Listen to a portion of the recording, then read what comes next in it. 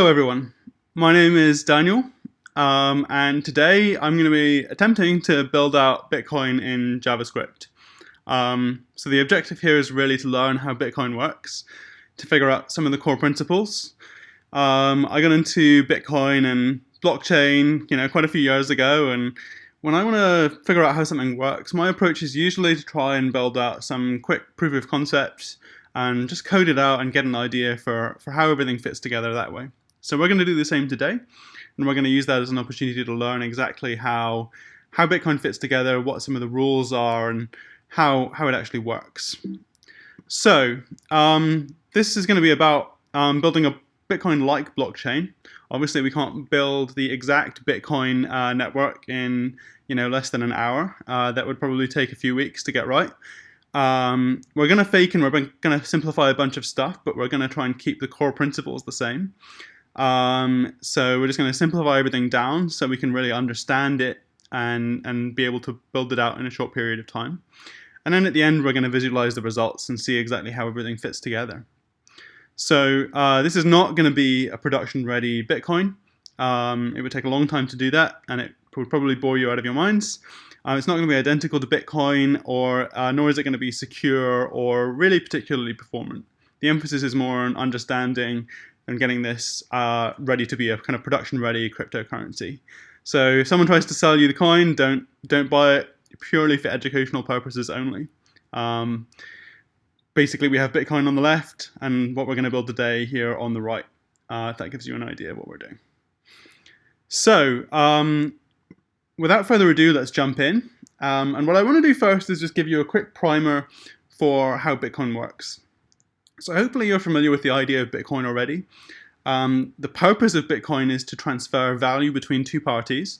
We want to be able to send coins from person A to person B and transfer some value, just like a regular currency. If I want to send you via PayPal $10, I'm transferring some value from my account to your account. In the PayPal case, or in the case of where you're using a bank or some other system, there's usually going to be a central authority. So you're going to have to tell your bank, send some money to my friend John, something like that. In Bitcoin and cryptocurrencies, there is no central authority. Everything is totally decentralized. It's totally trustless. There is no one who you have to trust for this to work. And it works via kind of distributed consensus. So everyone is agreeing on the same set of rules, and everyone is agreeing on how transactions can work without there having to be someone in the middle who controls everything, like a bank or a government or a company or anything like that. Everyone has kind of this trustless idea where nobody has to trust each other, but we all manage to send value to and fro without that kind of trust being needed. So Bitcoin is called a blockchain, and you might have wondered, what is a block?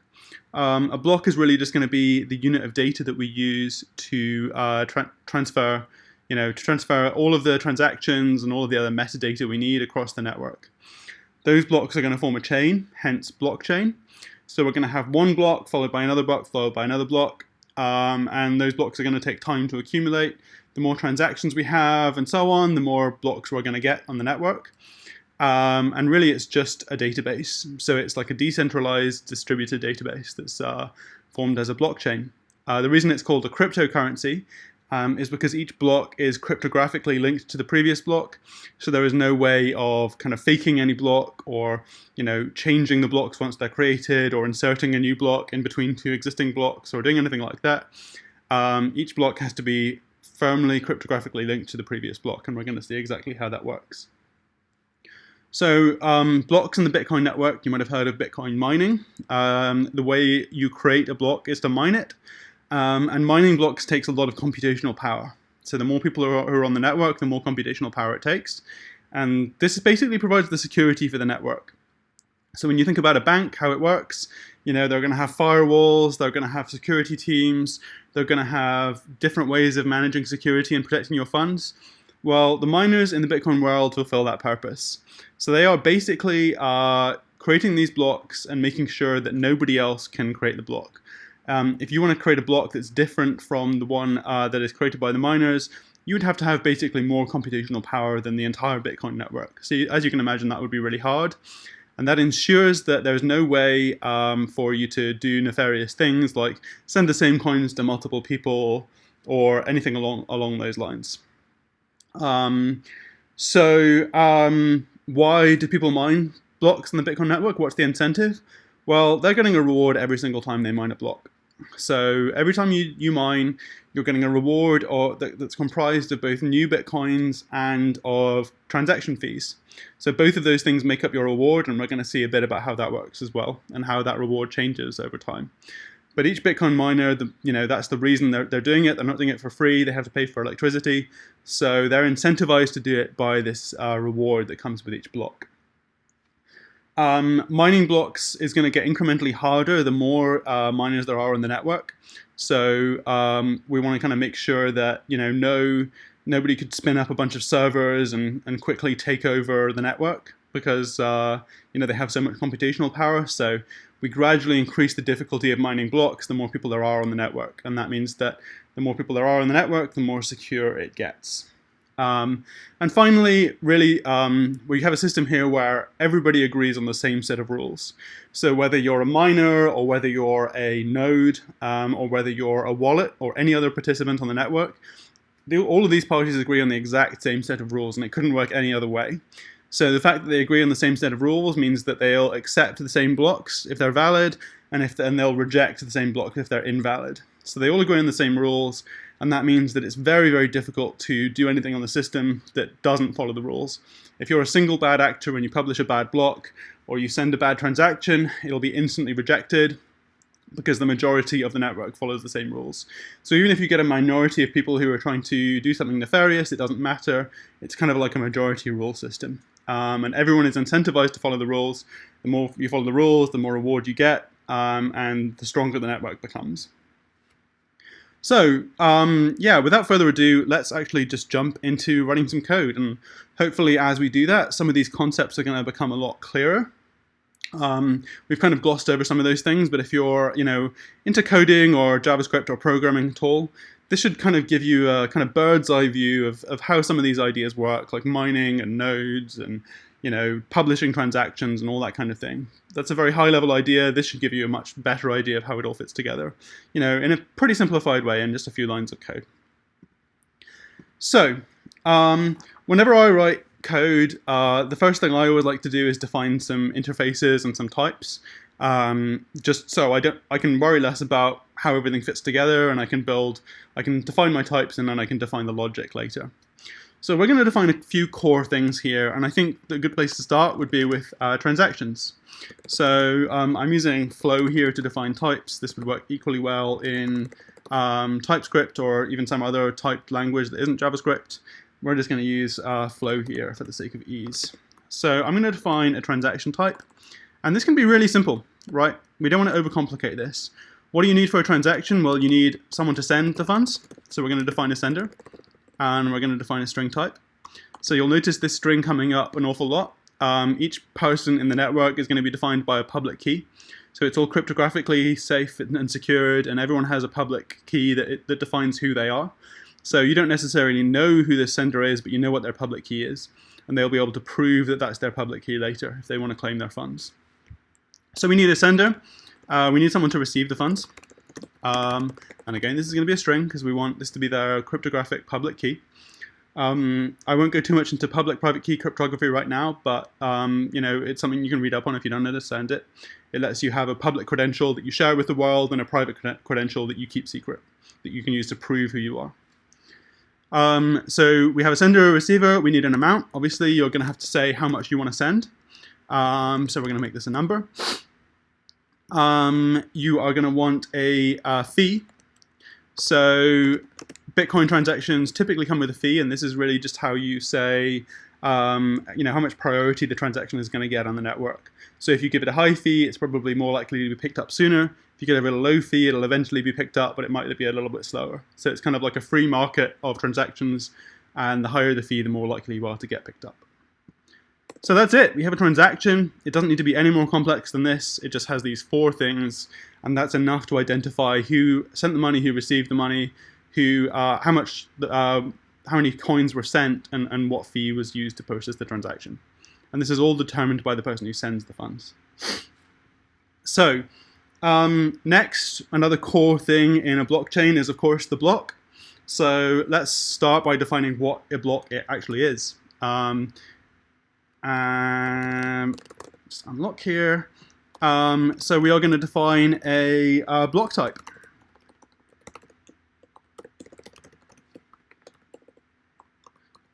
So what is in a block? What are we going to need here? Well, there are a few things that are important here. It's a little bit more complex than a transaction.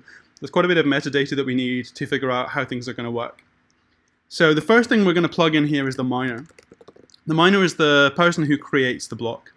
And they're going to have to identify themselves in the block because we're going to need to know who gets the reward for the block. Every new block comes with a reward of coins, and every block comes with transactions that have fees. And if we don't know who the miner is, we don't know who to give that reward and those fees to. So this is really crucial, and this has to be published on the network in the blockchain. And remember, the blockchain is like the database that everyone has access to here. So we have a miner that we've identified. We're going to need a parent ID. The block is probably going to have to identify what its parent is. So we can form a coherent chain of blocks to signify everything that happened at any given time on the network. We're going to have an ID, which is just going to be a random ID for each block, just something to uniquely identify it. And this is going to be the same ID that parent ID points to. So one block has an ID, the next block has a parent ID of the same ID. So maybe my ID is 1234, and the parent ID of the next block is also going to be 1234. So it knows what the parent is.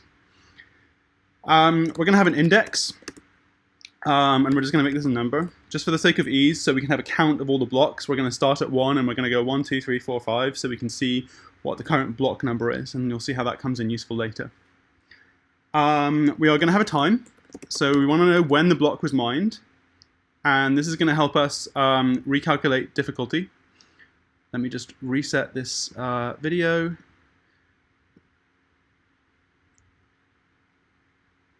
This is going to help us recalculate difficulty every single block, which we'll get into once we start building that logic out. Quickly set this window on top of everything else. Okay, so we've got the time for each block. We also want to know what the elapsed time is between this block and the previous block. And we could always calculate this, but it's actually easier for us, just for this example, to have this in the block. So if it took 5 seconds to mine this block, this value is going to be 5,000 for 5,000 milliseconds. Obviously, a crucial thing, we want transactions. What's the point of a block if there are no transactions? So we're going to add that as a type here as well. And we can just plug in this transaction type that we already defined. This is literally just going to be an array of transactions that that the miners have published in the block that they decided to pick up to collect the fees for. And this is going to tell us who sent funds to who at any given time. The final two things, which you might have heard of, but you might not be aware of how they work, are difficulty, which we're going to set as a number. So essentially the difficulty here is constantly changing. In the real Bitcoin world, this is changing every 2 weeks or so, approximately every 2 weeks. In our example, we're going to make this a lot faster for the sake of a demo. But the idea is that as more miners enter the network, the difficulty goes up. And as miners leave the network, the difficulty goes down. And this just means that there's going to be a constant rate of blocks. So you're going to have this proportion where as there's more computational power on the network, the difficulty goes up. As there's less computational power, the difficulty goes down. And kind of the ratio of these things gives you the time it takes to mine a block. And that's going to keep our blocks being mined at a constant time. And that's really important here. We don't want the blocks to be mined too slowly, because then you would never be able to send funds in a reasonable amount of time. And we don't want the blocks to be mined too quickly, because then people would be able to flood the network with blocks, and there would be a lot of conflicts to have to resolve. So when Bitcoin was first designed, Satoshi picked a value of 10 minutes, which seems to have worked pretty well for this kind of network. We're going to go with a smaller value again, just for the sake of this demo, to get it to work, without having to wait a long time. So we've got a difficulty, which we'll get more into later as we build that logic out. We also want a reward, which is going to be the number. So we've mentioned this a little bit already. Remember that anytime you mine a block, you have to have an incentive to mine the block. Transaction fees are going to be part of that incentive, but the reward is going to be probably the bigger part for now. The reward literally is just a number of coins that's going to go straight to the miner. So if this number is 5, the miner is going to get 5 coins if they mine this block. And that just creates a really good incentive for miners to keep mining on the network. This reward is going to go down over time, which we'll get into. Eventually, it will only be transaction fees that are collected by the miner. But in the short term, well, I say the short term, in the next 100 years of Bitcoin, there is always going to be a reward until it eventually tails off to 0. We're going to do a similar thing here in our example. And that's it. That's a block. That's all the data we really need, at least for this simplified example. This is all the data we need to be able to run some of the rules that Bitcoin follows around calculating difficulty, calculating rewards, processing transactions, and forming a chain of blocks. All of these data points are going to give us that. So we've got some types. This is really useful. Let's now define some. Actually, I've just realized I'm doing this in the wrong file, so we're going to jump over to constants.js where we should have been. I'm going to define some constants now to define kind of how our blockchain is going to work. And we're going to use some slightly different values from the real world Bitcoin just to make things faster and easier so we can actually see how things work. So the first thing we're going to define here is a variable called block time. And we're going to set this to 1000 milliseconds. So we've already discussed this a little bit. Block time is going to be the time it takes to mine a new block. In the real world, this is 10 minutes. We're going to do 1 second, so we can just see new blocks being created every second, and it'll be easy to visualize it. In the real world, it's a lot longer. We are going to define a reward, or at least an initial reward. So we're going to say initial reward is going to be, and we'll do 1024. So this means that when you mine a block, you're going to get 1024 coins. This amount is going to be halved over time. So that's what happens in the real world blockchain. In the real world Bitcoin network, over time, the reward gets halved and halved and halved. We're going to do a similar thing. So we'll set it to a power of 2 so we can easily cut this in half every single time. So we also need to know how often to halve this. So we're going to define a halving schedule. So we'll do reward, halving schedule, and we're going to set this to 20. And what this is going to mean is every 20 blocks, this reward will be cut in half. We'll have a halving. In Bitcoin world, that's going to happen every 4 years. We want it to happen every 20 blocks.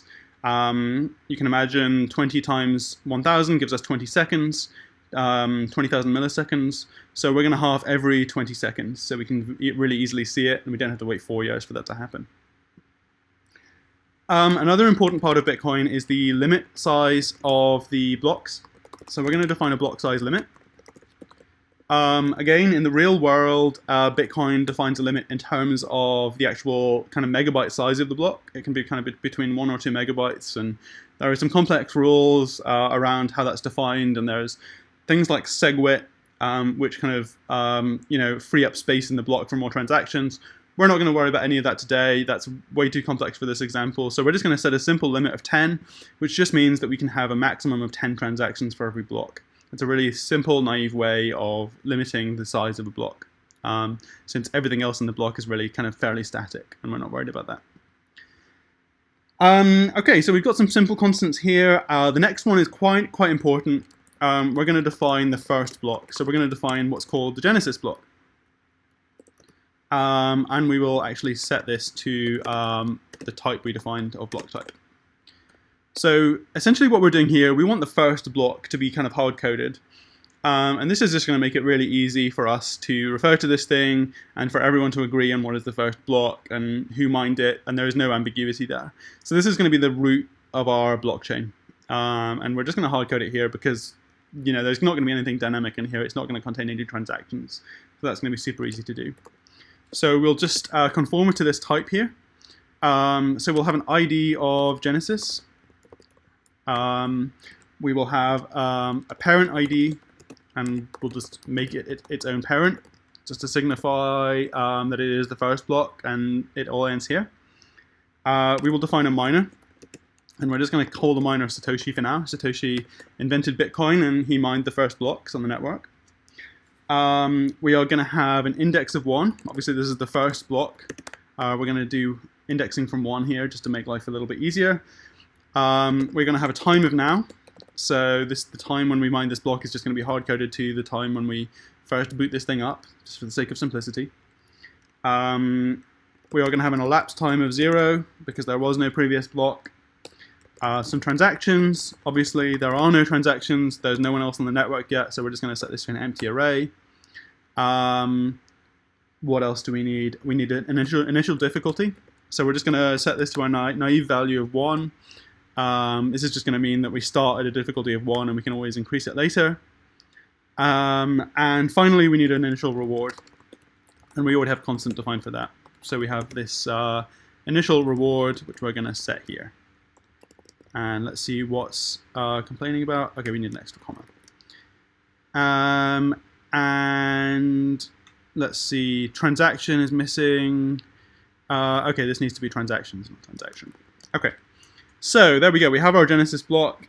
And now we really have everything we need. We have all of the initial settings we need to run our blockchain. These are all the kind of dynamic things. These are the variables you can tweak. You know, if you think about Bitcoin forks, you know, like kind of Litecoin or even Dogecoin, they've fundamentally taken kind of the logic of Bitcoin and they've started tweaking some of these variables. And that's kind of how they've come up with new cryptocurrencies. And these are the rules where if you change them and you try to run your own Bitcoin node, your blocks are going to be rejected and you're not going to have a good time. So these are the rules that have to be the same across every single Bitcoin node, every single miner, and so on. If you don't agree on these rules, then you're not going to be able to have any consensus. So these are all constants, and they're all kind of very, very difficult to change. You know, they could be changed in future. It's unlikely for Bitcoin. It would mean a hard fork. So a hard fork is where, you know, you completely fork from to a set of different rules. And that means that everyone has to agree that those rules are going to be changed. Otherwise, you have a split in the road where some people take rule A and some people take rule B. And now you essentially have two different coins, right? So if you change the rule, that's like changing to a totally different coin. So it's a really serious thing. So we're not going to worry about that today. We're not going to do any forking. We're just going to define these as constants and say these are set in stone. Okay, so all of the constants are defined. I think the next core thing we need to do is actually define our blockchain. So the blockchain is really our database. It's our data store. It's where we're going to store blocks. It's where we're going to store all the transactions and everything that's been confirmed on the network. So this is really our kind of source of truth for anything that we want to know about the network, be it who sent funds to who has what balances. It's a database, essentially. And that's the best way to think about it. It's a database that's shared across many different nodes in the network. But it is a database nonetheless, and everyone needs to be in sync with the same data. So we're going to export a blockchain kind of constructor here. And what we want to do here is define this. We'll create a new type here called blockchain type. Won't worry about that for now. And we'll just define this type so we know what kind of interface we're coding to. So in order to run a blockchain or to be able to manage a blockchain and deal with the data in that blockchain, I think for now we're going to need three key things. So first of all, we're going to need to be able to create new blocks, right? Without new blocks, we're not going to have a blockchain. It's just going to be a static thing. So let's have a way of creating new blocks. This is going to be a function, and we're going to have it return a promise. We'll worry about what that is in a second. And to create a block, we really need two things. So we're going to need the public key of the miner, because obviously the miner needs to identify themselves if they're going to get any of the rewards from this block. And we need a list of transactions, which for now we're going to make an array of strings. And the block, we will say we're going to return like a serialized string because we want this to be kind of like a hashed representation of the block. We need it to be hashed so we can kind of prove that it matches a certain difficulty and so on. We'll get into that later, but we'll just say this is going to return a promise for an optional string. The reason it's optional will hopefully become obvious later, but there's a chance that we might not be able to generate a block because the difficulty is too high. So we'll say this is like a attempt to create a block. So the next thing we need to do is to be able to add blocks that other people mine. So in reality, maybe we're running a miner and we're trying to mine blocks, but we're not going to mine every single block ourselves, and if we did, then we'd be able to get all the rewards from the network and we'd be extremely rich. Most of the time, blocks are going to come from other sources, from other miners. So we're going to need a way to add blocks into our own local blockchain. So this is just going to be an adder. We can return an avoid promise.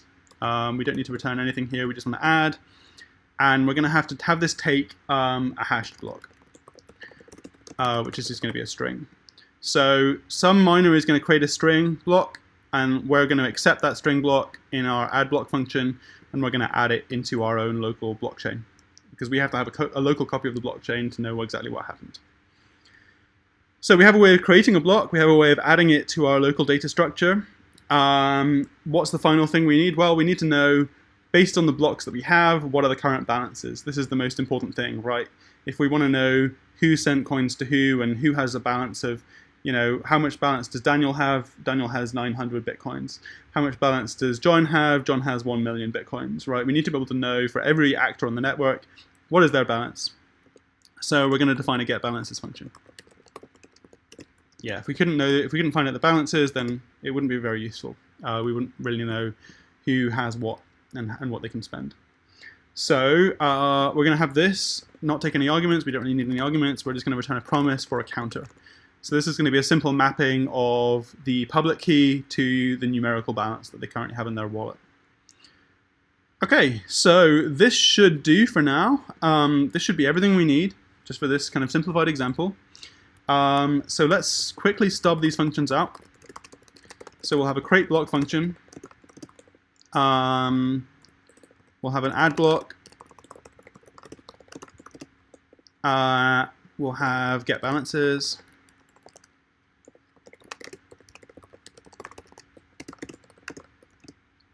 And we'll just return all of these things. So create block, add block, and get balances. Okay, so now we have this thing and it's kind of stubbed out, and really we care about implementing these functions now. So we're gonna start by defining a data structure here. Obviously we need somewhere to store this blockchain, right? This is gonna be our database. So we need some in-memory store, and in reality, in the Bitcoin world, this is probably going to be stored on your hard disk because it's going to be many, many gigabytes of data. But for now, for this example, we're just going to store everything in memory. And what we're going to do is define a data structure. So if you kind of think about what kind of data structure would be appropriate for Bitcoin, you might start thinking, well, okay, so it's a chain of blocks. It's one block after another. So maybe it's like a linked list, right? Maybe it's like a linear chain of blocks where you only have one block after another and they're all linear and so on. And that would be a good guess. But actually, Bitcoin is more of a tree structure. So what we're going to do is use a tree here. And the reason we're going to do this is because actually, in the Bitcoin world, you can have blocks that have any other block as a parent. So when a block is published in the network, it can say, my parent is this old block, or my parent is this new block, and its parent can be any block that's currently on the chain. And if you imagine a system like that, that's starting to look like a tree, right? You can have parents with multiple children, and you can have a tree where, you have the root of the tree, and every other block is somehow a child of that tree, but you have different branches. So that sounds a bit confusing at first. Like, how is this a tree? Because how do we know which blocks, to count up, right? Can't we have multiple conflicting blocks if it's a tree? Well, that's very true. Even though it's a tree, we actually only care about the longest branch on the tree. So you'll see later, we're actually going to use a tree to define the data structure, but we're only going to care about what is the longest branch of the tree. And that's going to mean that the longest branch is always our source of truth. And in fact, in the Bitcoin world, again, there are some other rules that are used for this, but the main rule there is the longest branch of the tree is the one we care about. And you can, of course, have one branch that starts and then someone quickly creates another branch in a different direction. It's rare, but it does happen.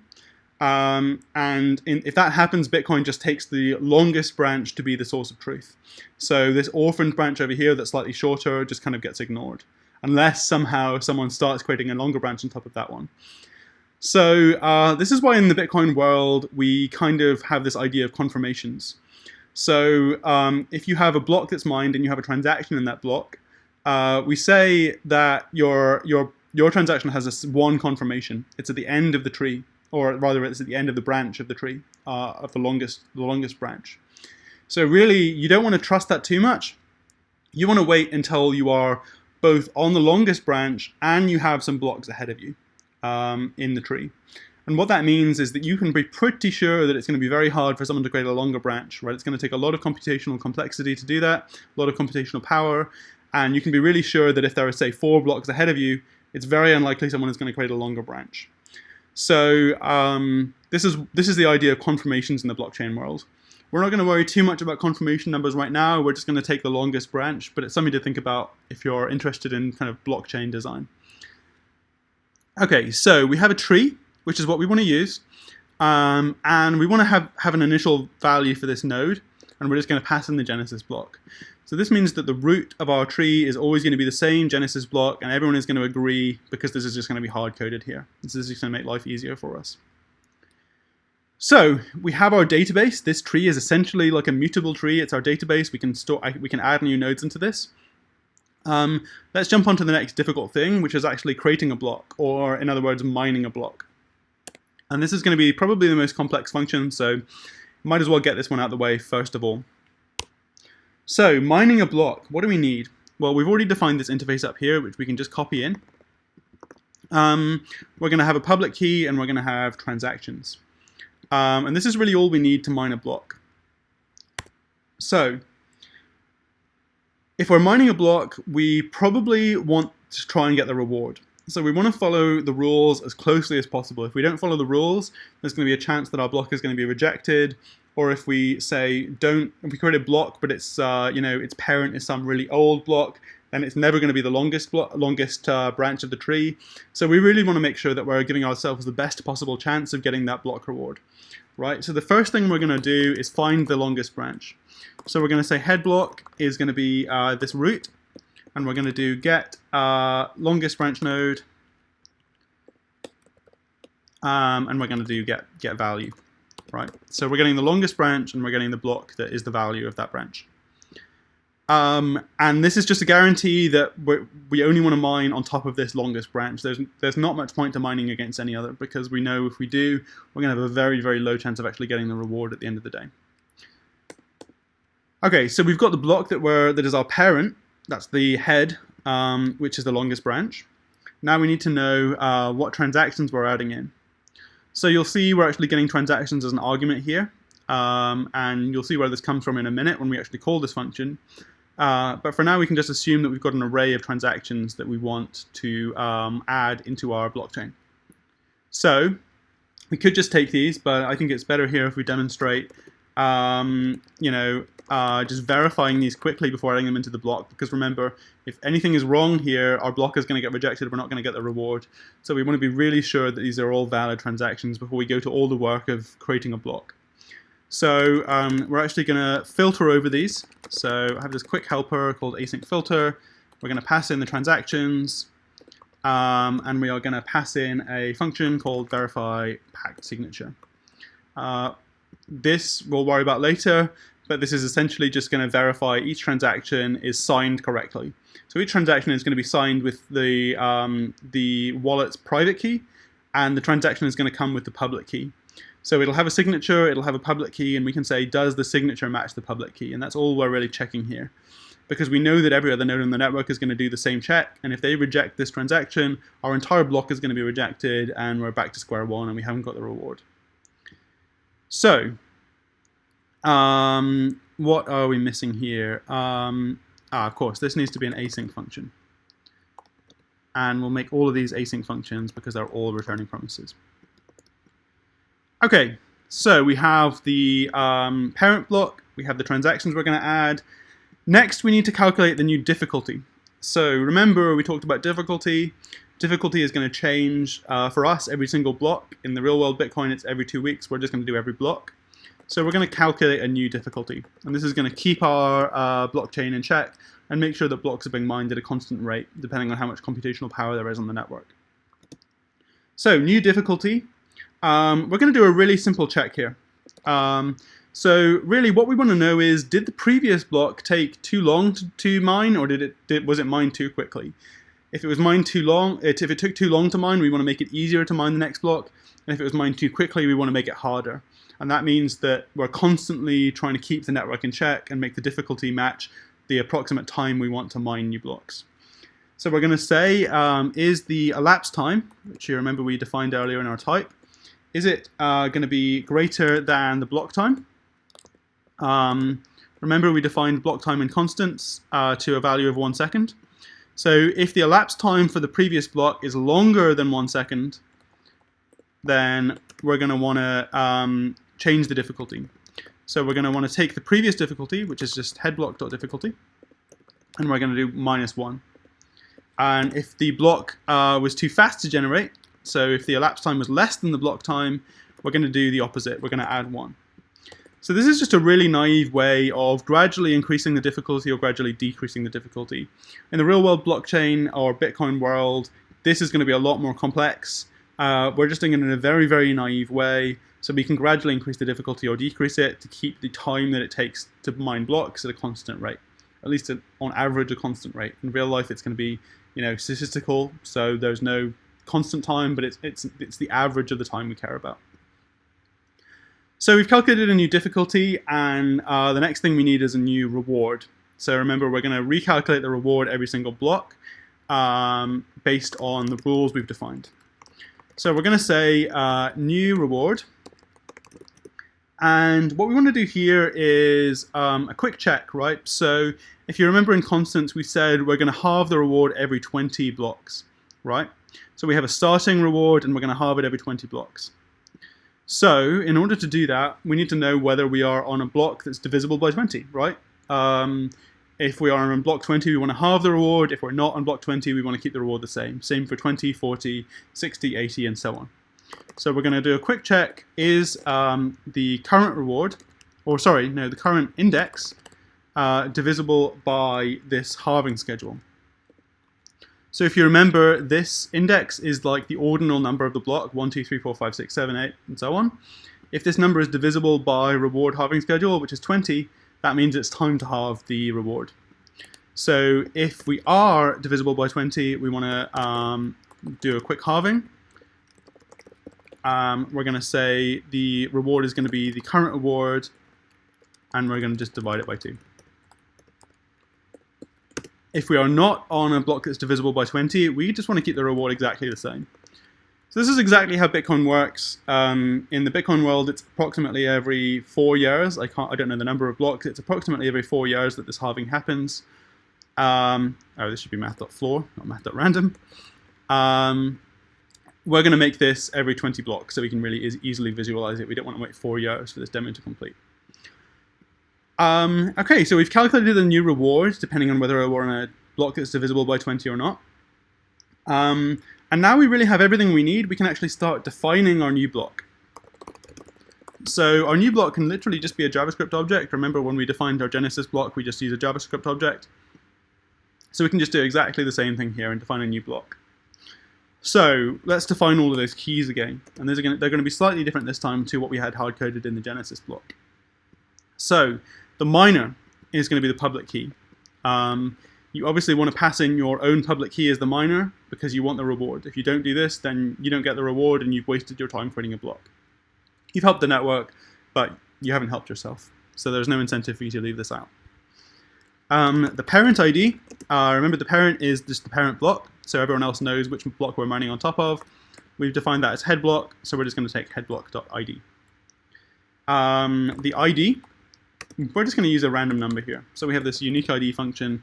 It's going to give us a random alphanumeric ID for this block. It really doesn't matter. It just has to be fairly unique. And it's going to maybe create a different hash for this block, but it doesn't really matter. It can be totally random. We're also going to want an index. You remember this is the count of the number of blocks. So we can take headblock.index and we can just add 1. So for every new block, we want to just add 1 to the previous index to keep count. We are going to want the time of the block. So that's just now. This is when we've mined the block. So it's just this very moment. We are going to want the elapsed time that it took to mine the block. So maybe it was 1 second, maybe it was 10 seconds. So we can do now minus headblock.time, and this gives us the elapsed time between our block and the previous block. Again, we don't have to put this in the block, but it just makes it easier. for this demo. We can always calculate it based on the time of each block.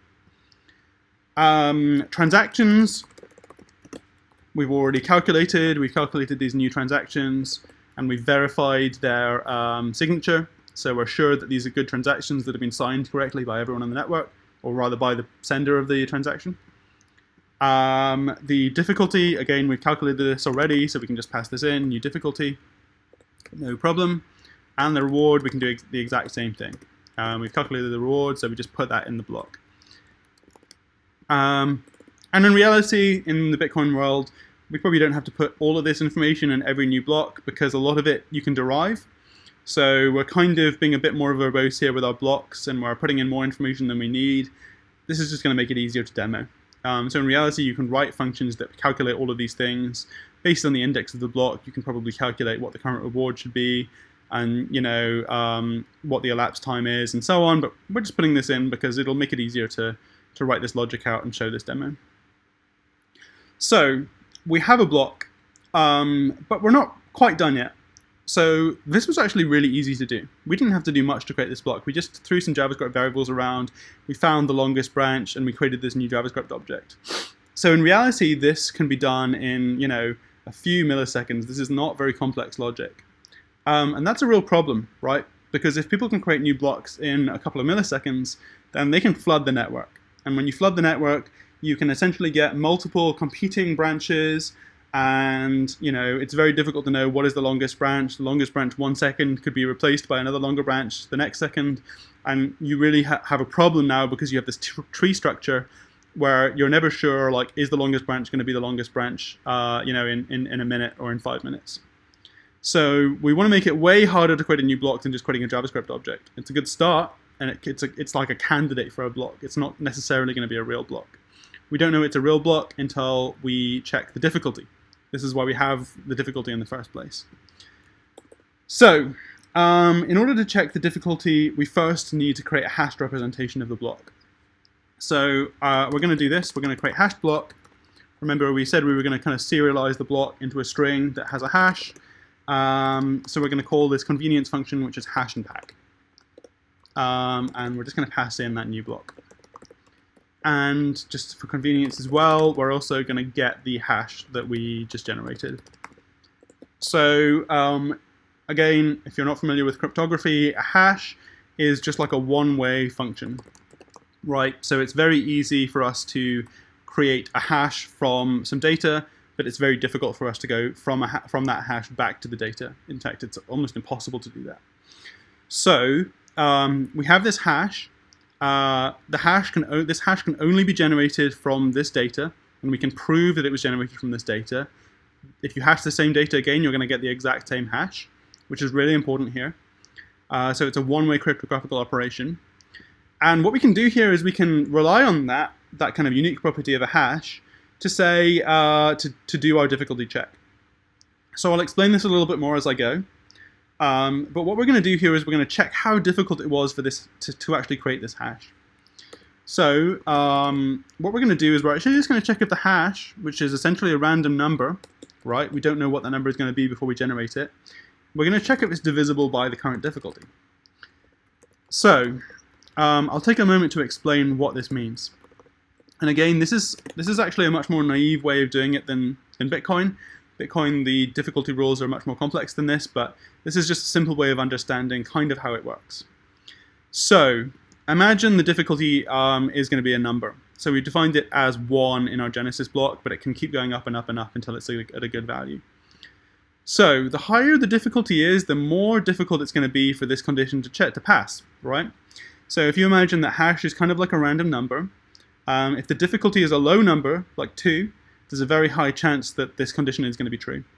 So, there's like a 1 in 2 chance that this hash is going to be divisible by 2, right? It could be 2, 4, 6, 8, 10, 12, and so on. There's a very high chance that it's divisible by 2. If this difficulty is much higher, let's say the difficulty is 17, well, now there's only a 1 in 17 chance that this condition is going to pass. So the higher the difficulty is, the much less likely it is that this check is going to pass. And what that essentially does is it kind of artificially slows us down here. It means that each new block has to pass this difficulty check. If it doesn't, we're just going to have to try to create a new block with a new random ID, and eventually we'll get one that passes this difficulty check.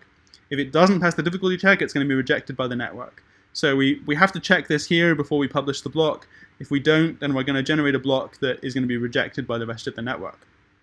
So this is really important. And again, this has the effect of slowing down the network as more computational power, as more hash power enters the network. So again, this is how we secure the network. We want more and more people mining on the network to secure it, to make sure that no one else can create rogue blocks or do any kind of 51% attack or anything. So we want more miners, but as we get more miners, we don't want to speed the network up. We don't want to make it too fast and have too many blocks coming in. So we want to keep the block time to 10 minutes, or in our case, 1 second. But we want more miners. And if you don't increase the difficulty, as you get more miners, the time it takes to create a block is going to go down and down and down until you have many, many blocks entering the system and it's way too hard to deal with.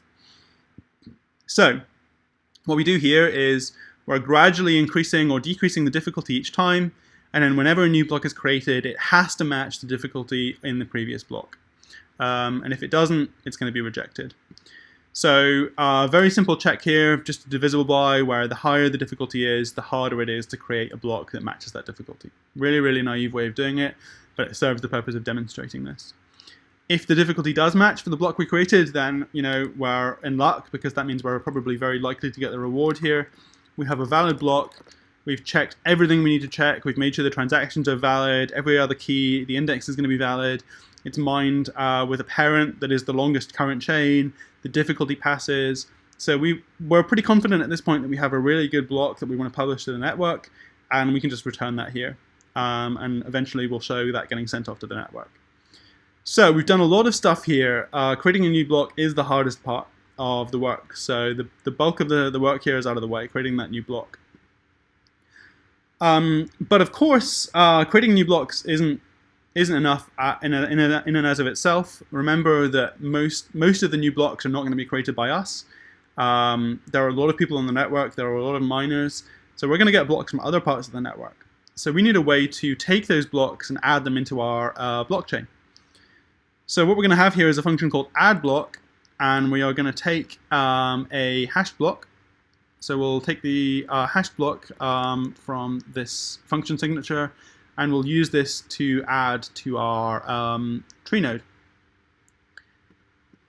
So if we're going to add a block, first of all, we need to know, can we trust this block, right? We don't want to ad hoc add blocks that anyone publishes, because we don't know yet whether those blocks are valid, right? The whole point is we want to make sure those blocks follow the rules, and we're not accepting blocks that say, spend the same coins twice, or blocks that don't follow the difficulty that they were supposed to follow.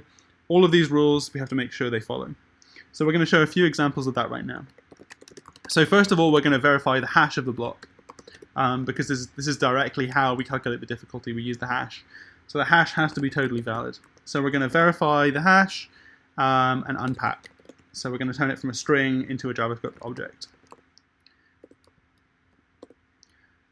So next, we verified the hash of the block. We've unpacked it, but we also want to know if the transactions are valid. If there are invalid transactions, it would be a really bad mistake to accept those into our local blockchain. So we also want to pull out the transactions. So we'll have a verified transactions. And here we just want to map over all of the existing transactions in the block. So we will have verified block.transactions, and we want to do a verify signature and unpack. So slightly different here. In the block case, we're verifying the hash. There is no signature per se, or at least there is no private key to create a signature with. So we're just verifying that the block was hashed correctly. In the case of transactions, the transactions will have a signature. They are created using a private key. You can only create a transaction from your account using your private key. So we really have to be sure that your signature matches the public key of the transaction. So again, if you want to learn more, look into public-private key cryptography. So we verified both of these things, and these functions are going to throw an error if they don't verify correctly. So we're sure that we're at this point in code, we have a verified block and we have verified transactions. And we're just going to quickly put these in a JavaScript object called fully verified block. just so we have something to deal with. So we'll take the verified block verified block, and we will add the transactions in here as well. It's going to be those verified transactions. So we've checked that these this new block and these new transactions are cryptographically sound. That's a good start, but it's not enough, right? We also want to make sure that the block follows the rules that we've set for the network. So what we're going to do here, just for the sake of convenience, we're going to again find the head node. And at this point, actually, we're not finding the longest chain. We're going to find the head or the parent that is defined by this block. So we're going to find this this block from the root. We're going to find by ID, and we're going to look for the ID of the parent of this new block that's being published to the network. And for the sake of ease, we're also going to quickly pull out hash again. Remember, we need the hash in order to check the difficulty of the block. So we're going to pass in hash block here. Okay, so we have these two values now. Now we can actually just check that the block also passes the same difficulty check. So we're going to copy this here. We have the hash already. Instead of head block, we want head node.getValue because we want to pull out the block from the node. And we probably want a null check here just to make sure we actually have that parent in our current database. If we don't, then we're going to reject the block as well. So if these things match, we've checked the difficulty. In reality, in Bitcoin, we would check a lot more than this. We would check every single one of these fields and make sure that they all follow the rules and that they're all the correct size and everything along those lines. And we want to check the number of transactions isn't greater than 10 and all of that stuff. I'm going to leave that out right now, but you can imagine that this function would do a lot of validation. We want to be really sure that this block is valid before we add it to our local database. But for now, we're going to say we have a difficulty check. That's enough. If the difficulty check passes, we're going to add this into our head node.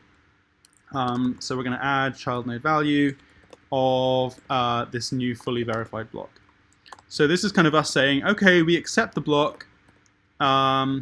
We think it matches, we think all of the rules have been followed, and we're going to accept this into our local database.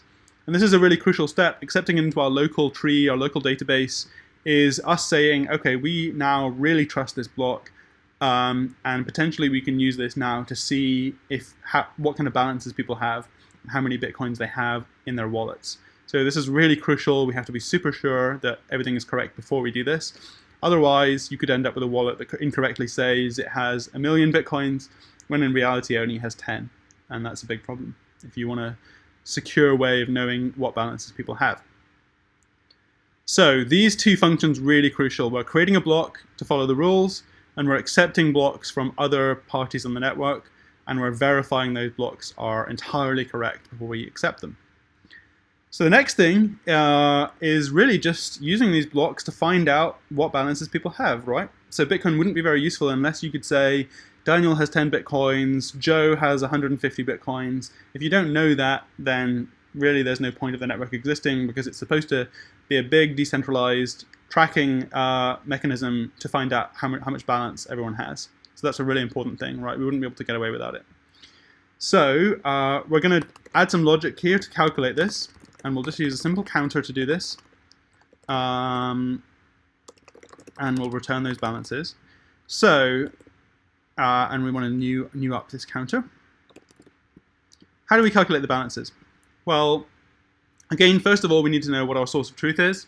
Again, we really just want the longest node, the longest tree of this branch. So, we are going to actually just start looping over that longest tree. So the things we care about here are the transactions, of course, because that's going to tell us who has how much balance. We care about who the miner was, and we care about what the reward was for each block. So we're going to loop over these, and we're going to loop over the longest chain, so we want get longest chain as values, and this is just going to give us an array of all of the nodes in the tree from this longest chain. Just a quick convenience function there. So we're looping over each block. Now we need to loop over all the transactions. So we care about all of the things in the transaction. We care about the sender, the receiver, the amount, and the fee. These are all going to contribute to the wallet totals of each transaction. Okay, so we are now looping over everything we need to loop over, and now we just need to start keeping track of who has what balance. So the first easy part we can do here is we can say add to the miner the block reward. So remember, if a miner mines a block, they are going to be the one that gets the reward. And because they are publishing their public ID in the block, we know who they are, or at least we know what their public key is, so we can allocate this reward to this miner. And later the miner can use their private key to prove that it is their public key and that they are entitled to this reward. So we're giving this reward to this miner. We are going to do a very similar thing for the transactions. So obviously the receiver is going to receive the funds from the transaction, right? They're the receiver of the funds. We want to give them the amount of the transaction. So we've dealt with the amount. What about the fee? Well, that's going to go to the miner, right? So this is another incentive to do Bitcoin mining. You collect every single one of the fees for all of the transactions in the block. So you get a double reward here. You get the block reward and you get the fee for each transaction. So super lucrative business if you want to do it. We obviously can't just add these. We have to take them away from the sender. So we're going to subtract the amount from the sender, and the sender is not just sending the amount, they're also giving up the fee. So we have to subtract that too. Fee. And we'll subtract that rather than adding it. So you'll notice here, at least for transactions, everything is a zero-sum game. So the receiver gets the amount, the miner gets the fee, and the sender loses both the amount and the fee. So everything here is going to add up to zero, right? We're not creating any new Bitcoins. One person is sending a transaction amount and a fee, another person is receiving the amount, and the miner is receiving the fee. So everything just adds up to zero here. This is not a zero-sum game. This is how new Bitcoins enter the system. We're adding Bitcoins, but we're not taking any away.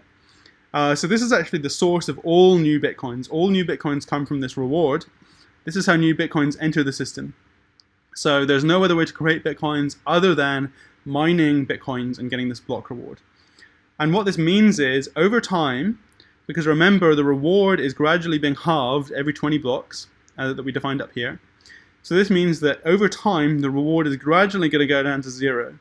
When the reward goes down to zero, this is not going to be doing anything. This is going to be a no-op. It's going to be adding zero balance to the miner every single time. So this is how we have a fixed amount of Bitcoins in the system. And in fact, in the Bitcoin world, we have 21 million. You can do the math to figure out how many there are going to be, approximately 21 million. The reward goes to zero, and this is going to happen over the course of 100 years. In our demo here, it's going to happen much faster, so we can see it happen. And yeah, once that reward goes down to zero, that's it. There are going to be no new Bitcoins. They're all going to be mined.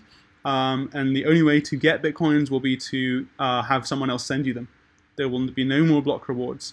So either you have someone send you Bitcoins, or you mine and you get transaction fees, but there are no new Bitcoins. They're all existing Bitcoins that are just being shuffled around the network.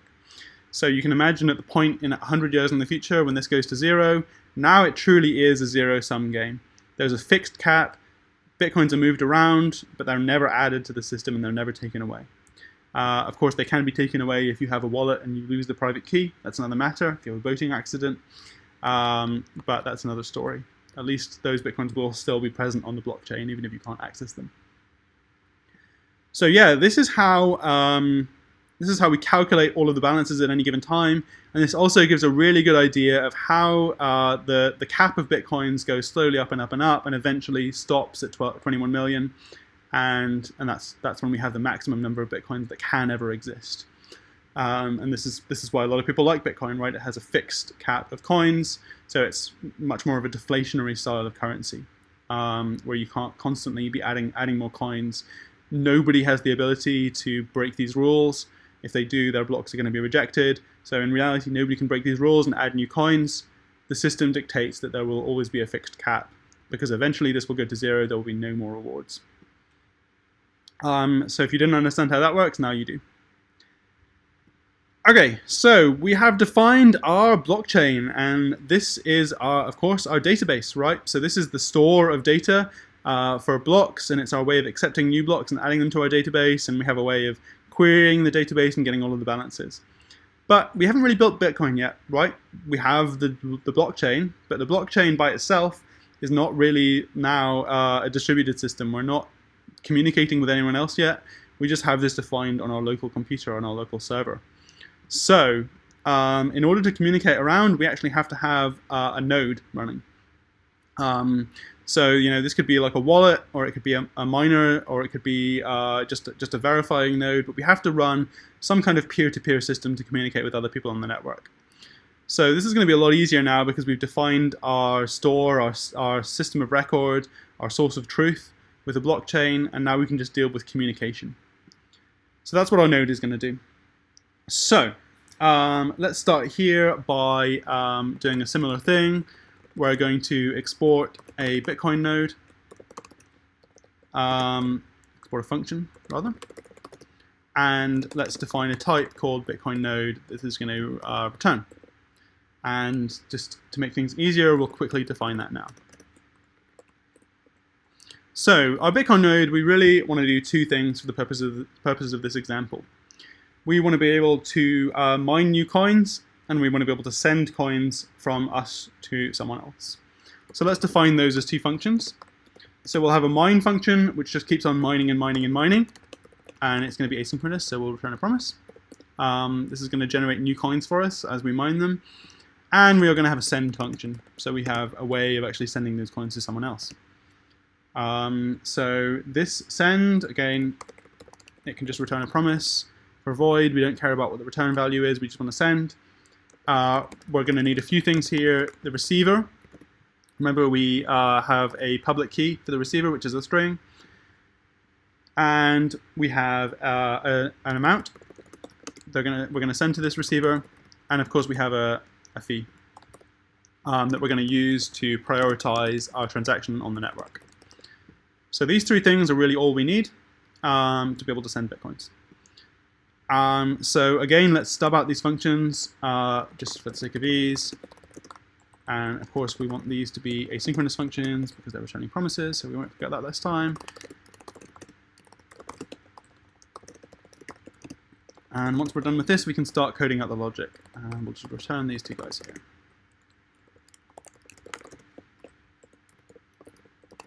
Okay, so we've stubbed these out, and now we need a few things before we get started. Right, so a few really crucial things here.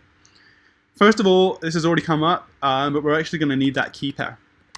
Right, so we're going to define that here.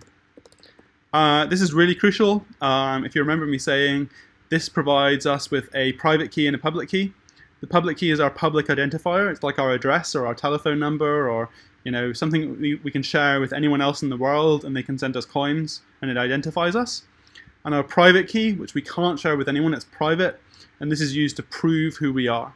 So we're able to prove who we are using our private key without sharing our private key, and it just means we can send someone our public key, but we can prove that it actually is our public key. So we're not just having them trust the value of the public key. We can also send a signature to prove that it is our public key. And that's what we've been doing with all of these hash and pack and sign and verify functions that we've defined already. Okay, so we have a key pair, which is totally crucial to identify us on the network. What's next? Well, we actually need a network, right? We need a way to be able to send data to other nodes, and we need a way to receive events from those nodes. So we're going to be publishing blocks and transactions, and we're going to be receiving blocks and transactions. So we need a way to communicate with the rest of the network. So we don't need to worry too much about that. You can just think of this as a peer-to-peer network, like BitTorrent or anything else, where you're directly connecting with other nodes in the network, and you're not relying on a central server. So this is like a peer-to-peer network. We are, of course, going to need the blockchain that we defined. So this is just the blockchain constructor that we literally defined over in this blockchain.js file. We're just going to instantiate that here so we can use it. Obviously, we need a way to store blocks and so on once we receive them. And finally, and this is a new thing, we're going to need something called a mempool. So the mempool is going to be where we store transactions before they make it into a block. So if you think about it, a new block is going to be mined every 10 minutes in the real world in Bitcoin, slightly faster for us. But we're going to need a place to store transactions before they make it into a block, right? So they need to exist somewhere in that kind of 10-minute period before we mine the block. And maybe if there are too many transactions, then the mempool is going to exist for quite a while, and it's going to be slowly drained of transactions as we add them into new blocks.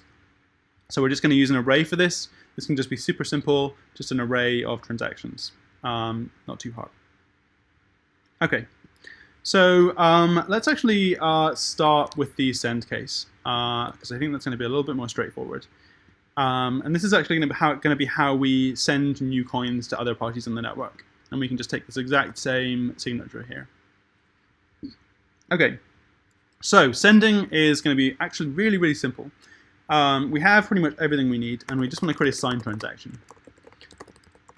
So if you know your private key cryptography, you'll remember that we use a private key to sign new data. But we have a convenience function here called sign and pack that we're going to use for that. So we're going to pass in some transaction details. We're going to pass in our public key, because this is going to be added to this pack transaction so that everyone else knows who we are. And we're going to add our private key. This is not going to be sent to anyone else. This is just going to be used to sign the transaction. So it's signed, but the private key is never sent or exposed to anyone else on the network. So again, we need these 4 fields for the transaction. We need a sender.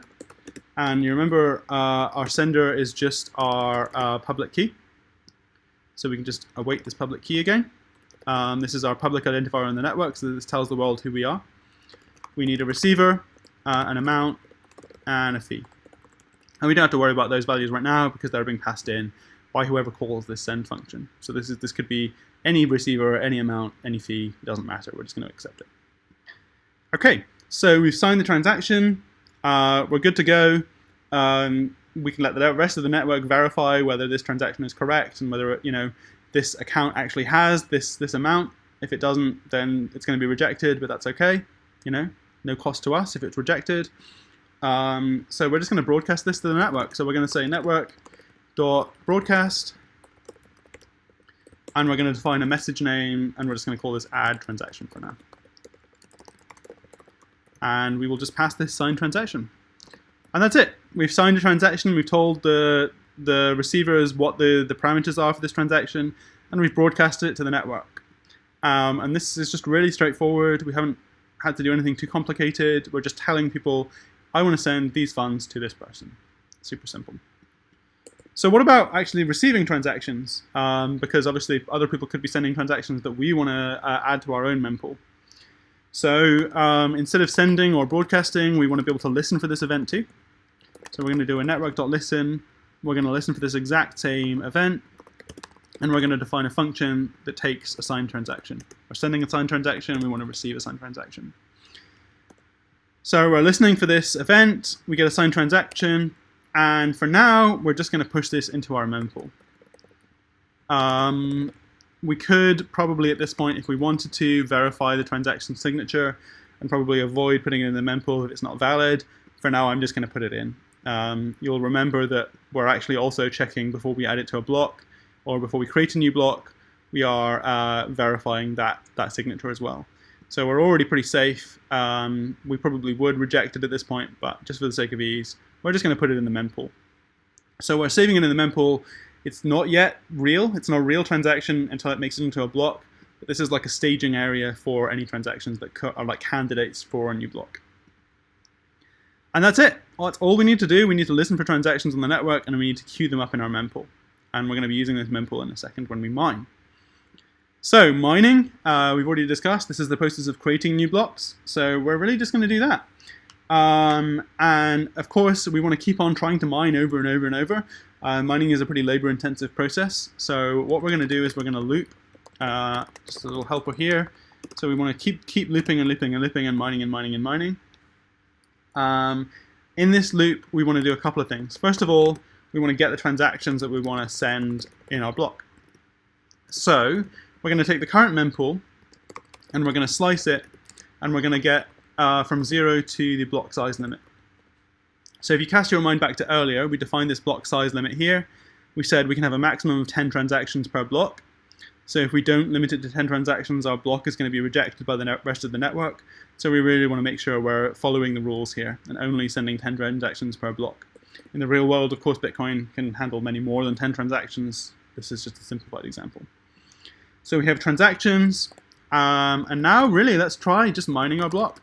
So we will have a hashed block, and we have our blockchain already, which has the create block function. So we're just going to call that. We've already implemented it.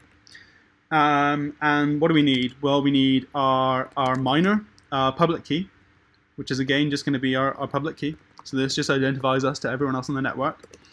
And we need the transactions. And those are the only two things we need at this point to start mining a new block. So you'll remember create block. If we go back to blockchain.js, create block could return a string. It's actually an optional type. So it could return a string or a promise for a string, or it could return a promise for null. And the reason for that, if you remember, is because we're checking the difficulty first before we return the block. We don't want to return a block that doesn't match the right difficulty. It'll be rejected by everyone else and we'll have wasted our time. So we need a null check here because this hash block could be null if it didn't match the difficulty. So if hash block, we really want to just publish this to the network. So we're going to use this broadcast function. We're going to change the message to add block because it's a different kind of message, and we're going to pass the hashed block. So in reality, what this is going to do is going to keep looping it over and over and over. It's going to try and mine a block. If it mines a block that it thinks it follows the rules and will be accepted by the rest of the network, it's going to publish that block, and then it's going to do the same over and over and over and over again until it mines another block. So this means that we have a statistical chance of mining a new block.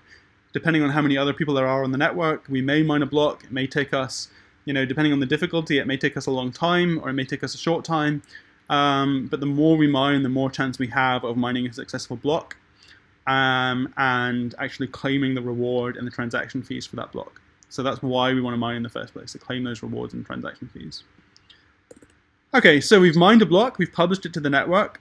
But of course, we need to also listen for other blocks coming in from other people, right? Because those blocks could be valid and they could be added to the blockchain, and we want to follow the same rules as everyone else and accept those blocks, right? We can't just ignore them. If we ignore them, then we're going to get out of sync with the rest of the network. So we're going to do a similar thing here. We're going to listen for add block. And we're going to get a hash block, remember? That's what we sent when we do add block. And here what we're going to do is, for the sake of simplicity, we're going to null out the mempool. So this is a little bit naive, right? In reality, the mempool might need to just be filtered based on the transactions in the block. But I'm just going to cheat here and null it out, or at least empty this array entirely. Just so that we're not trying to publish transactions multiple times into different blocks, right? There's no point in doing that. Once you publish a transaction into a block, that's it. You don't need to publish it again. So we're going to empty this array, and we are going to add the block. And you remember, we've already defined a function to do that, blockchain.addBlock. Add block is just going to take the hashed block. So we're calling add block that we defined earlier. The block is being passed in, and we're doing some verification here again. So we're checking if it's valid. We're checking if the hash is correct, the signature of the transactions is correct.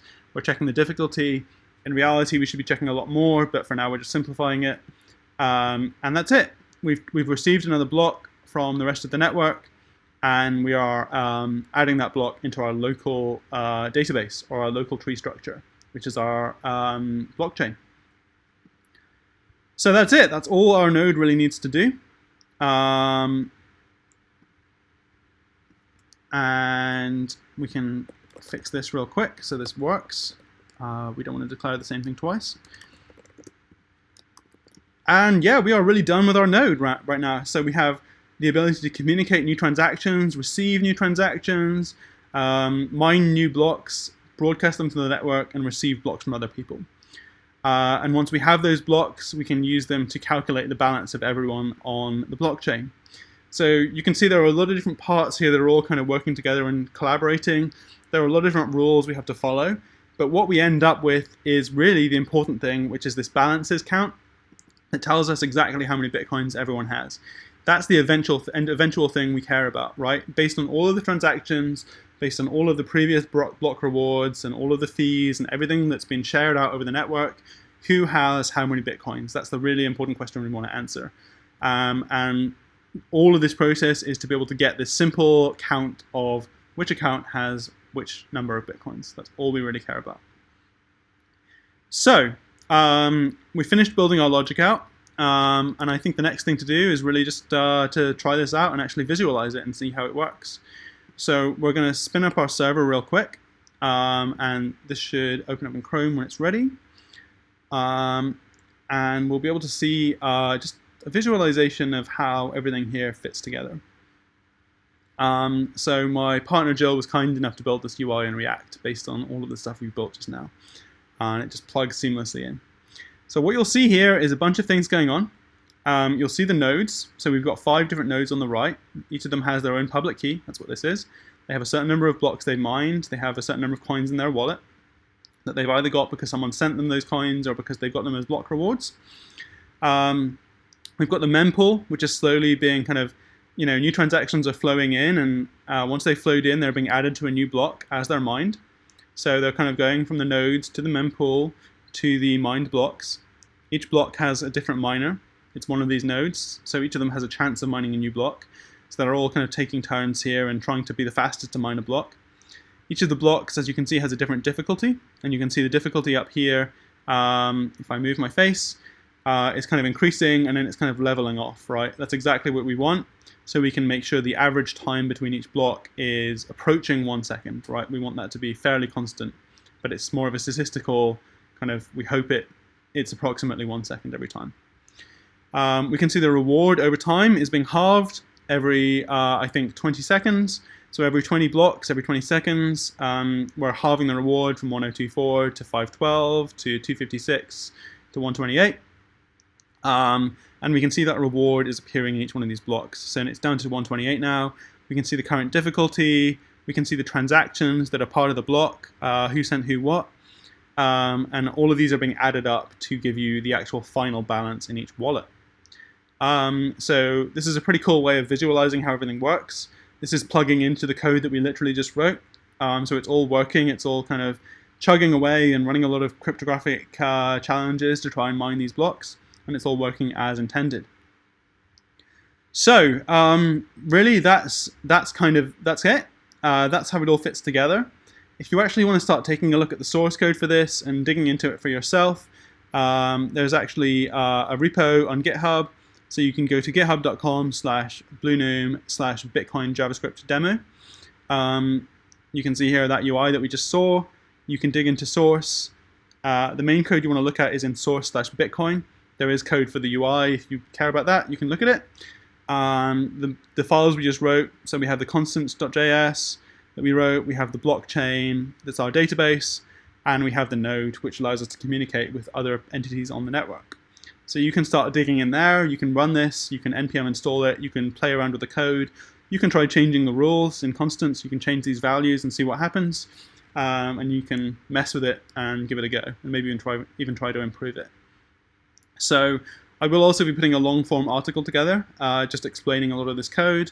And if you're interested in all things Bitcoin, you can also follow me on Twitter at twitter.com/bluegnome.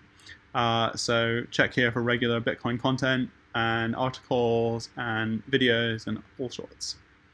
So yeah, thank you very much for listening. I really hope this was useful, and I hope it's given you a good idea of what some of the rules are in Bitcoin.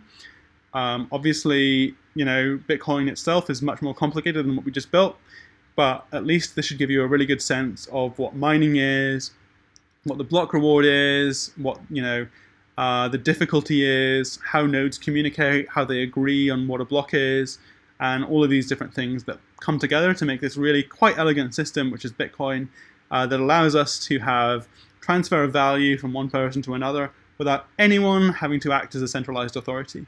So this is a problem that was solved by Satoshi Nakamoto in a way that it had never been solved before. So it's a really unique problem that he solved, and it really comes together when you start to understand the logic. So I hope that was useful, and if you have any questions, please do feel free to reach out to me or leave a comment, and I will definitely get back to you. Thank you so much for listening.